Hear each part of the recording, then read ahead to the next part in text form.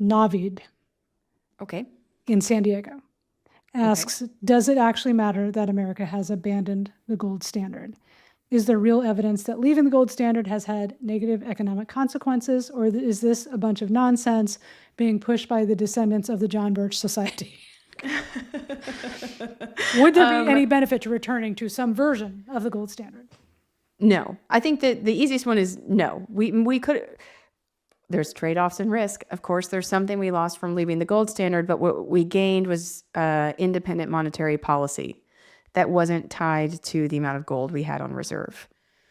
So this is the real value to having a gold standard, is that the Federal Reserve is independent in overseeing the money supply. So we get a stronger independent central bank to help manage the economy if they're not basically shackled to the gold standard.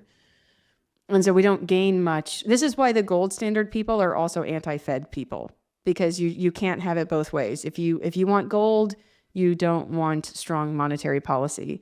If you are interested, there is a really amazing history book called Lords of Finance, The Bankers Who Broke the World. And it's about the gold standard in World War I as it fell apart. And it's a very long but excellent illustration of why the gold standard hamstrings countries.